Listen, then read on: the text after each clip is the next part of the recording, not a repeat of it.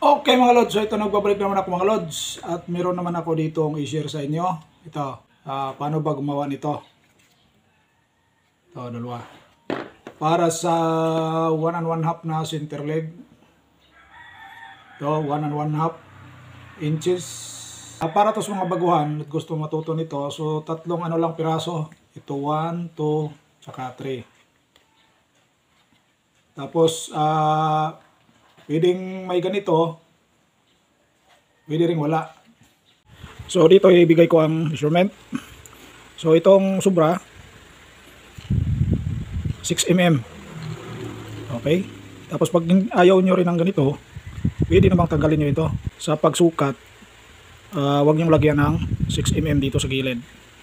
At dito. Ito lang. Straight cutting lang gaya nito. Karton lang to mga lods.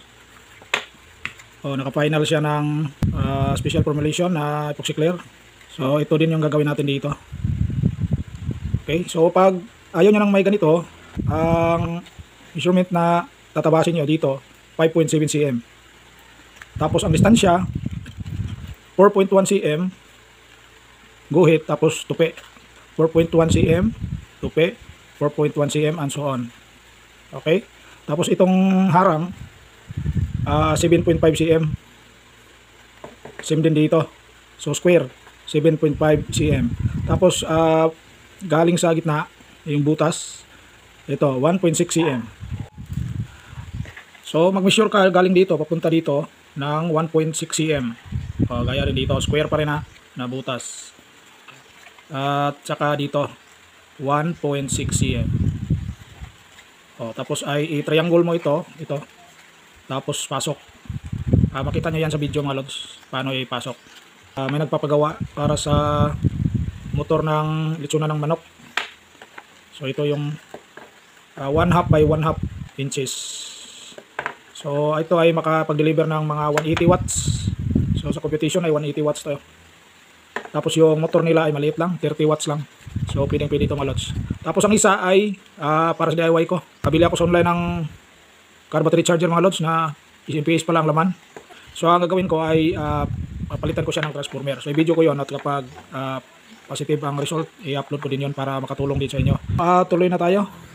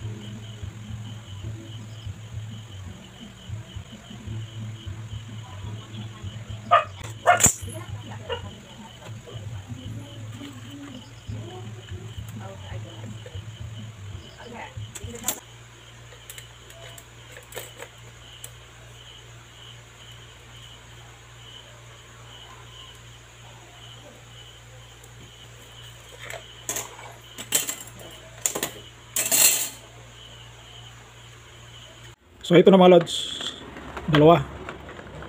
Dapat dito ay dublehin. Dublehan nyo dito. Kasi dito tayo mag-temporary ng rugby. I-rugby niya temporary dito. Para ay madikit siya dyan. So nakaduble to. Tapos temporary lang na rugby. Kahit wala nang rugby dito. Ito lang. Okay. So yun lang. Till my next video mga lods. Bye bye.